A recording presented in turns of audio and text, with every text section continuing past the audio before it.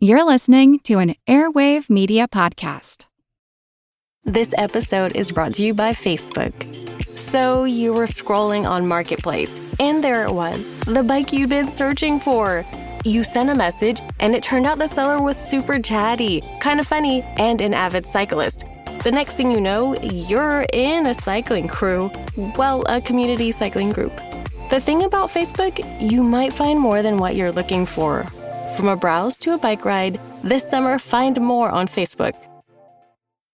Chronic migraine, 15 or more headache days a month, each lasting 4 hours or more, can make me feel like a spectator in my own life. Botox, onabotulinum toxin A, prevents headaches in adults with chronic migraine. It's not for those with 14 or fewer headache days a month. It's the #1 prescribed branded chronic migraine preventive treatment.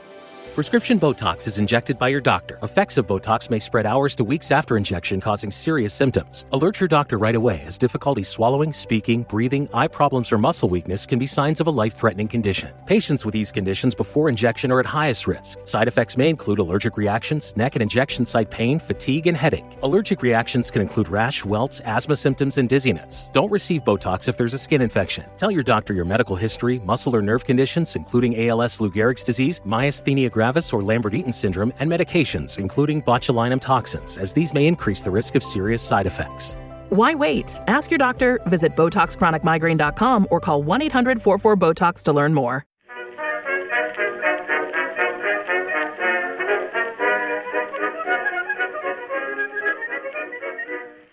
Hello everyone and welcome to History of the Second World War, episode 272, War at Sea 41, part 10, on the eve of battle.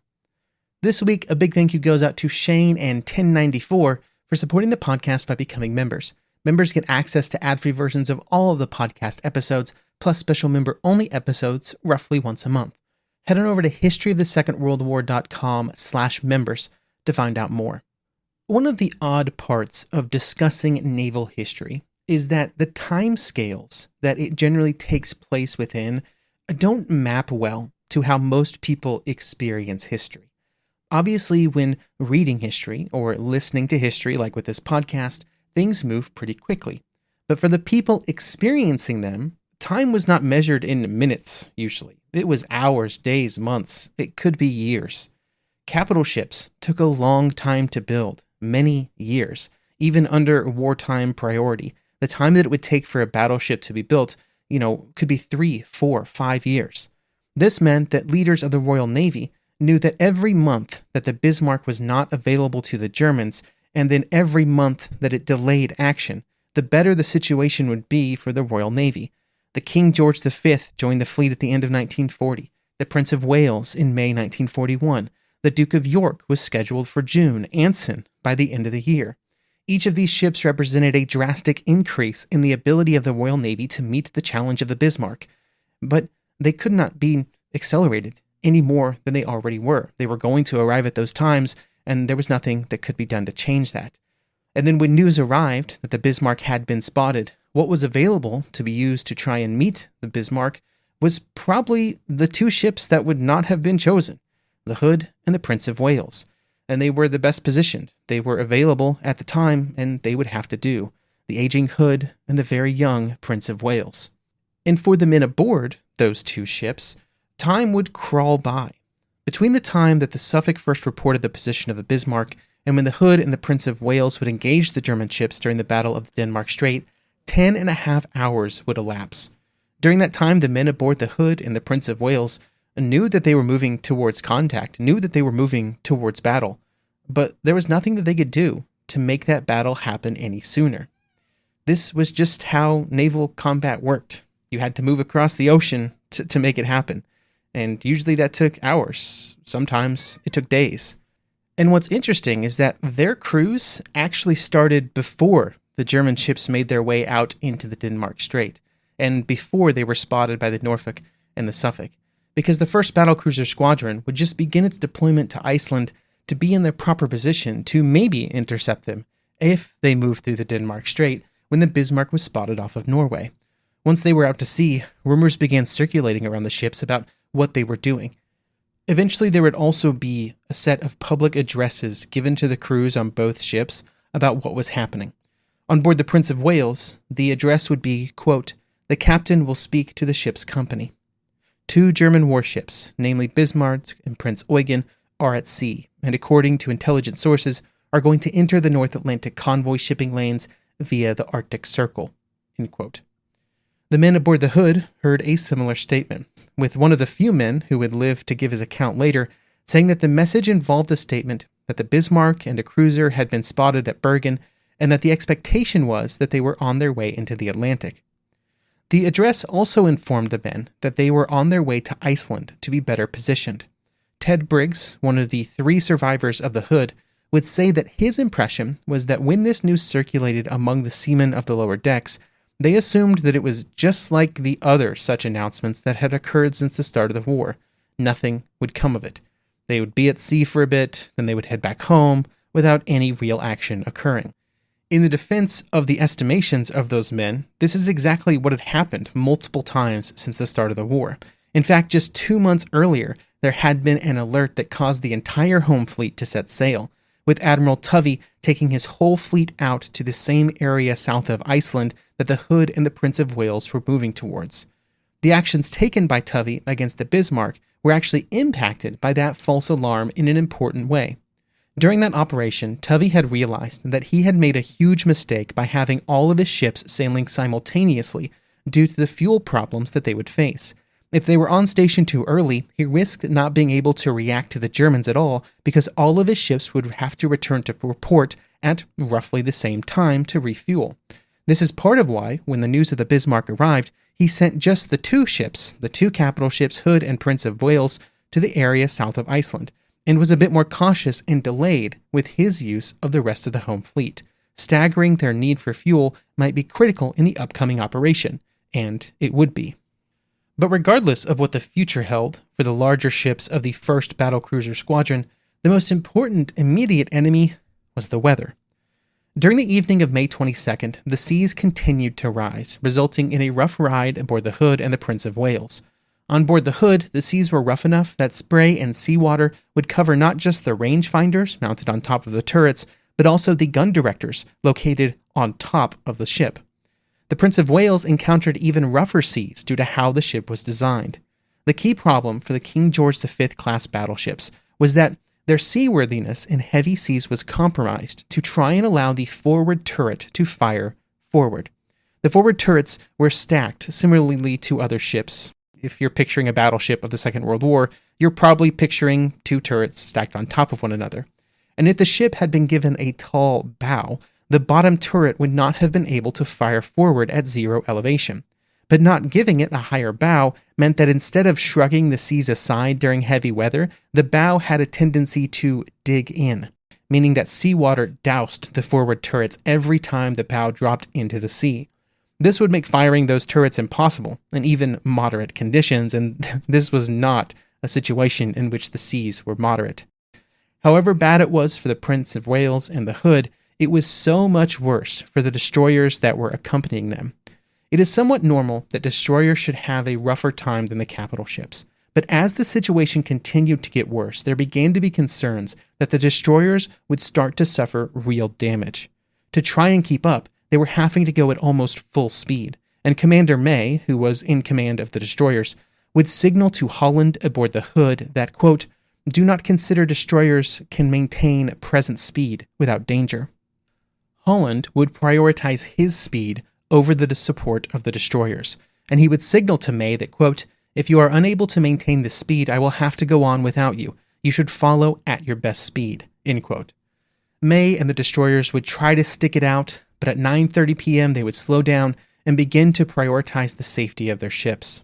Those destroyers would have been useful in the Battle of the Denmark Strait that would follow, but that's just the ocean for you.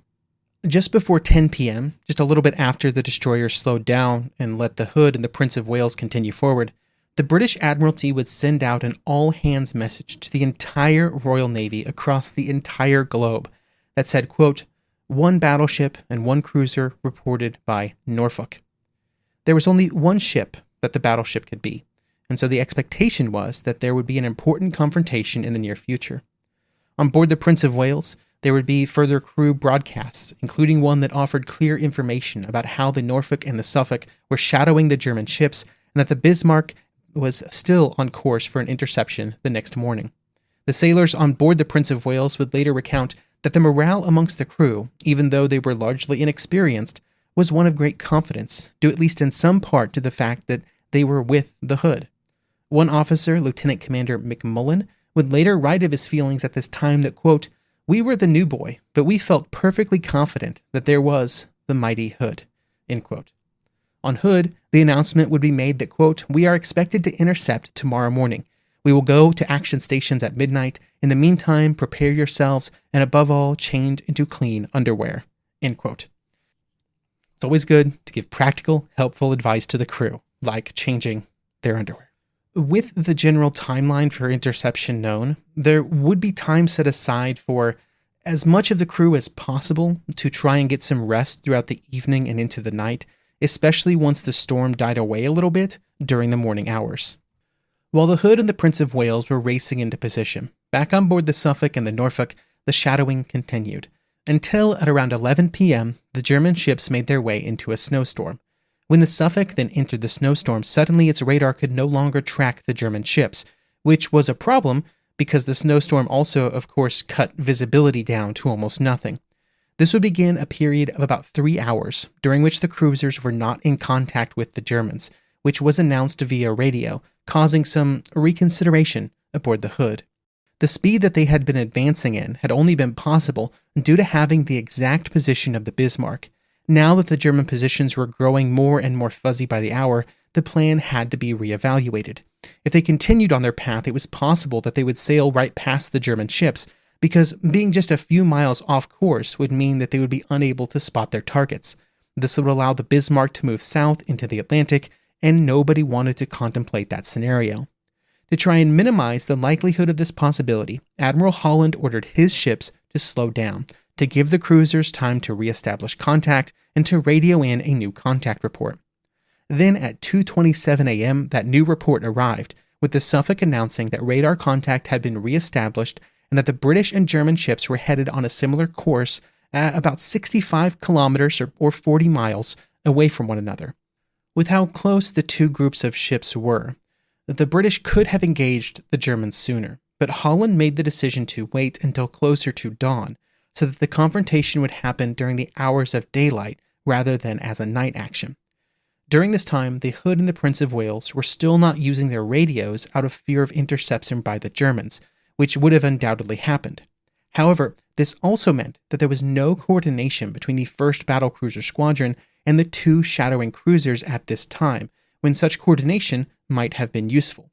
The Norfolk and the Suffolk did not know that the Hood and the Prince of Wales were as close as they were, and they certainly did not know their exact position. That information could have been useful. The 4 ships may have been able to work together, but it would also work out in the favor of the British forces that the 1st Battlecruiser Squadron did not use their radios, because the Germans were intercepting and decrypting all of the traffic from the cruisers, or as much as they could, and that they at very least knew that the cruisers were there, and it's very possible that they could have determined that the Hood and the Prince of Wales were also nearby, and possibly changed their own actions.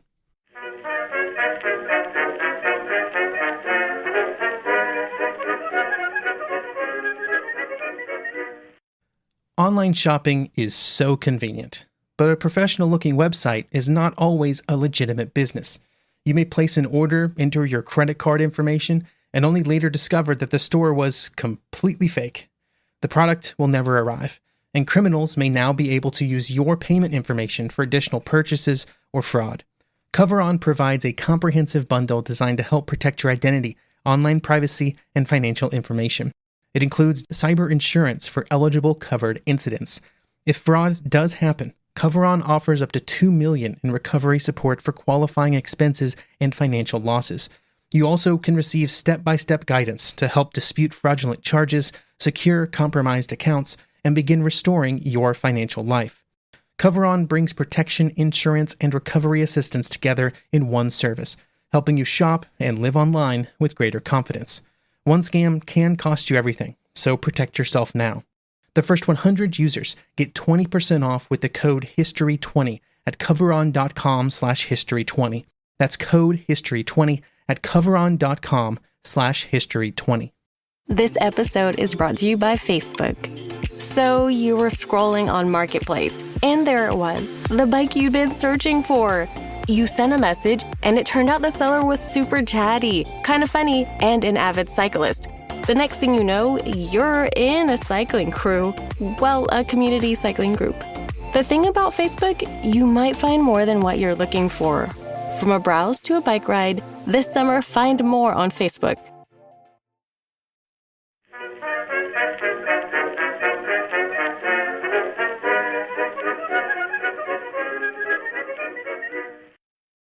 While the various British naval leaders were trying to work together to enable the interception of the German ships, aboard the Bismarck it was a long and challenging night.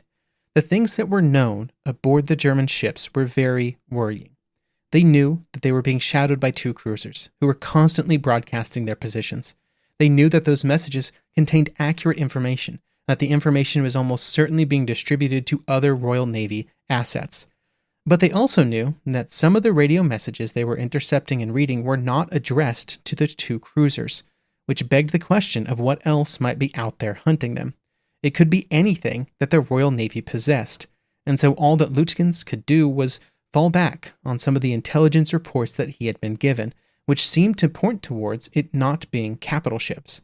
But because they were not broadcasting radio messages, it was impossible to know who the ships might be, where they might be, or what they planned to do. The one absolute truth is that Lutjens and the Bismarck had very little agency to impact the situation that they were in. On the other hand, Admiral Holland on board the Hood had the advantage of being able to set up his attack exactly however he wanted. He could engage when he desired or wait out of detection range for any length of time, while the Suffolk and the Norfolk continued to give accurate position updates. This was fortunate because there were some important limitations that he had to work through when it came to how to engage the Bismarck. The Hood was a large ship, but it was a battlecruiser, and it did not have the same level of armor protection as the Bismarck or the Prince of Wales. The most important armor deficiency for the Hood was its deck armor. When the Hood had been built back in 1916, engagement ranges for capital ships were much closer than they would be during the Second World War. Newer battleships like the Bismarck or the Prince of Wales planned on starting their engagements somewhere outside of 25,000 meters or 16 miles, which was a distance that was not even dreamed of when the Hood was originally designed. This had ramifications on how the armor on the Hood was distributed, because at closer ranges, shells traveled in a more horizontal arc and hit ships at a different angle. As engagement ranges continued to increase, the shells would begin falling at a steeper and steeper angle, which transitioned the expected impact point from the side of the ship to the deck of the ship. It was the deck armor that was particularly weak for the Hood, and that would have been one of the most important deficiencies that would have been addressed during the modernization effort that never occurred before the war. The general understanding is that the greatest risk to the Hood was any engagement that took place over 20,000 meters or 12 miles, with distances under that being preferred so that the Hood could be the most effective with its guns, while its armor also offered the most protection. Within 20,000 meters, the armor between the Bismarck and the Hood was likely to offer roughly the same protection, which would then leave the advantage to the British since they had two capital ships involved in the fighting. But there was a math problem involved. If the Bismarck could start engaging at almost 30,000 meters, 19 miles, and the Hood had to be within 20,000 and ideally within 15,000, it was going to take some time to get there.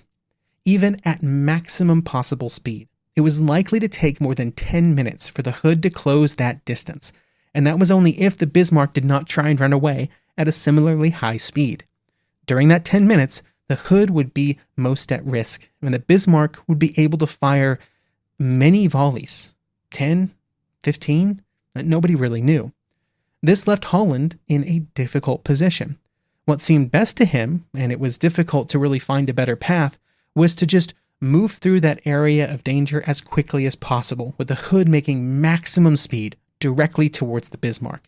This plan would be announced to the crew before the battle began, noting that it was important to close with the German ships, and to do so, the Hood would move with all speed directly at the enemy. Then once they were within 20,000 meters or so, they would swing to the side to bring all of the Hood's guns into action, because until that point, only half of its guns, the forward 2 turrets, would be able to respond to the Bismarck's fire. This plan was communicated to Captain Leach aboard the Prince of Wales, along with the order that he should stay close to the Hood and conform to her movements. This seemed like a logical order. Holland did not know exactly how the battle would develop once the firing started, but he did know that he wanted his 2 ships working together. In retrospect, it would rob Captain Leach and the Prince of Wales of the ability to do what was best for the Prince of Wales during the engagement, and it would make the range finding for the Bismarck quite a bit simpler because the 2 ships would be so close together and generally on a common course. Back on board the German ships, at 5:37 a.m., it seemed like the ambiguity about what the future held would stripped away when 2 ships were spotted. The initial thoughts were that these ships were cruisers. Based on the information available, this seemed logical, as they believed that all of the heavy units of the home fleet had been in Scapa Flow not long before, and it would take them some time to intercept the German operation. However, as these ships closed in, they were identified not as cruisers, but as the Hood and a King George V battleship. But at that point, it only sort of mattered because they were closing the distance and firing would soon start. The Prinz Eugen and the Bismarck would go to battle stations and orders would be given for the crews to prepare.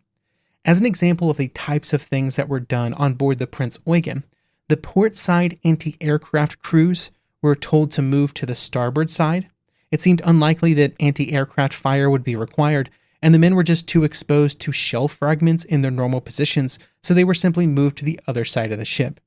A contact report was also sent to German Naval Command, with Lütgens sending a signal that he was going to be engaged with 2 heavy enemy ships, although he did not provide information on their types. He just said 2 heavy enemy ships. While these messages were being sent, everyone aboard the Bismarck was prepared for fighting, with the rangefinders locked onto the approaching British ships and the gun crews ready to begin their work. By 5:47 a.m., and just minutes after the sun had begun to really light up the horizon, all the systems aboard the Bismarck and the Prinz Eugen were ready for what was about to happen. On board the British ships, similar actions were taken. On the Prince of Wales, the sick bay was evacuated and surgeons and medical officers were dispersed throughout the ship.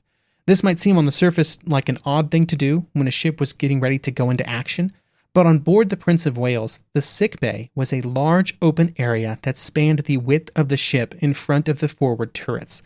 This made it very likely that it would be hit at some point during the action, and if it was, and if all the medical officers were concentrated within it, who would take care of the wounded? By spreading out the medical officers into 2 primary aid stations and then some on other stations throughout the ship, the risk of them all being wounded during the fighting was reduced, even if it might have made them slightly less efficient at treating wounded sailors. At 5:10 a.m., the orders were given to bring the ships to battle readiness. At 5:35 a.m., both of the British ships would spot the Germans on the horizon at a distance of around 35,000 meters or 22 miles. The signal went out, enemy in sight. On board the Hood, every possible ounce of speed was being coaxed out of the old boilers, with speeds reaching 28 knots as the old ship worked to close the distance.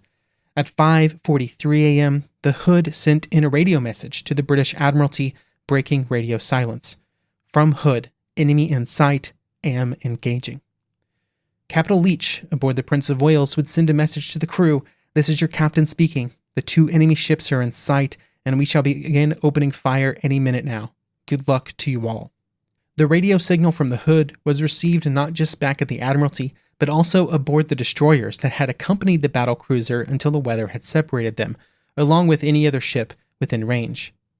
Aboard the Hood, Holland had decided that he would open fire at around 22,000 meters, or 14 miles, which meant it would be several minutes until firing started.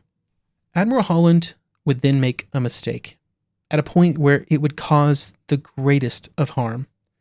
The last messages that had been received from the Suffolk and the Norfolk indicated that within the German formation, the lead ship was the Bismarck.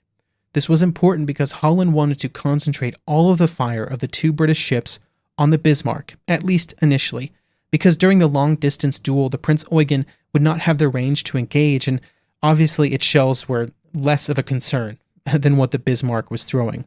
There was also some hope that once the fighting started, the Suffolk and the Norfolk would join in the fighting and concentrate on the Prinz Eugen, even though none of those expectations had been transmitted to them. But importantly for what was about to happen, concentrating on the Bismarck gave the greatest chance of achieving a hit, but also would provide the greatest likelihood of throwing off the German gunners due to shell damage or even just water spouts around the ship. This meant that at 5:49 a.m., as they were closing the distance to the Bismarck and the Prinz Eugen, Holland sent an order to the Prince of Wales via signal flags, which ordered it to engage the lead ship, or the left-hand ship, based on the orientation of the two groups. There was just one problem with this order. The spotters aboard the Prince of Wales were almost certain that the lead ship was not the Bismarck. It was an easy mistake to make. It was very possible that the Prinz Eugen was a little closer to the British ships, which made it look larger due to perspective, and the bridge on the hood was lower than the one on the Prince of Wales, which made it harder to determine specific details. But none of those excuses made it any better that Holland was ordering the Prince of Wales to shoot at the wrong ship. With a direct and very specific order, there was little that the officers aboard the Prince of Wales could do other than follow it, or at least they felt that they had to. They were about to shoot at the wrong ship. They knew it, but they were going to do it anyway. Then, at just after 5:52 a.m. on May 23, 1941, the order was given aboard the hood. Open fire.